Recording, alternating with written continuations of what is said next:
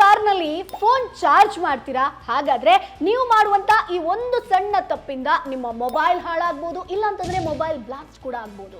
ಹೌದು, ಕಾರ್ನಲ್ಲಿ phone charge ಮಾಡುವಾಗ ಜನರು ಮಾಡುವಂತ ಅತಿ ದೊಡ್ಡ ಹಾಗೆ ಸಾಮಾನ್ಯವಾದಂತ ತಪ್ಪು ಏನಪ್ಪಾ ಅಂತಂದ್ರೆ ಕಳಪೆ ಗುಣಮಟ್ಟದ ಅಥವಾ ಲೋಕಲ್ ಚಾರ್ಜರ್ ಗಳನ್ನ ಬಳಸುವಂತದ್ದು. ಸಾಮಾನ್ಯವಾಗಿ ನಾವು ಫೋನ್ ಖರೀದಿಸಬೇಕು ಅಂತ ಬಂದಾಗ ಒರಿಜಿನಲ್ ಚಾರ್ಜರ್ ಗಳ ಬಗ್ಗೆ ಅವುಗಳು ಕೊಡುವಷ್ಟು ಕಾಳಜಿಯನ್ನ ಕಾರಿನ ಅಡಾಪ್ಟರ್ ಗಳು ಕೊಡೋದಿಲ್ಲ ಸ್ನೇಹಿತರೆ. ಇದರಿಂದ ಮೊಬೈಲ್ ಹಾಳಾಗುತ್ತೆ. ಜೊತೆಗೆ ಕಾರಿನ ಬ್ಯಾಟರಿಯಿಂದ ಬರುವಂತ ಪವರ್ ಔಟ್ಪುಟ್ ಮನೆಯಲ್ಲಿರುವಂತ ಸಾಕೆಟ್ ನಂತೆ ಸ್ಥಿರ ಆಗಿರುತ್ತಾ ಹೇಳಿ, ಏರುಪೇರು ಆಗ್ತಾನೆ ಇರುತ್ತಲ್ವಾ. ಸೊ ಈ ಒಂದು ಏರುಪೇರನ್ನ ತಡೆದುಕೊಳ್ಳುವಂತ ಶಕ್ತಿ ಕಡಿಮೆ ಬೆಲೆಯ ಚಾರ್ಜರ್ ಗಳಿಗೆ ಇರೋದಿಲ್ಲ. ಇದನ್ನ ಕೂಡ ಗಮನದಲ್ಲಿಟ್ಕೊಳ್ಳಿ. ಇನ್ನೊಂದೇನಪ್ಪಾ ಅಂತಂದ್ರೆ ಕಾರಿನ ಇಂಜಿನ್ ಅನ್ನ ಸ್ಟಾರ್ಟ್ ಮಾಡಿದಾಗ ಅಥವಾ ಆಫ್ ಮಾಡಿದಾಗ ಕಾರಿನ ಎಲೆಕ್ಟ್ರಿಕಲ್ ವ್ಯವಸ್ಥೆಯಲ್ಲಿ ಸಡನ್ ಆಗಿ ಹೈ ಪವರ್ ಸ್ಟ್ರೈಕ್ ಅಥವಾ ಅಧಿಕ ವಿದ್ಯುತ್ ಸಂಚಾರ ಉಂಟಾಗುತ್ತೆ.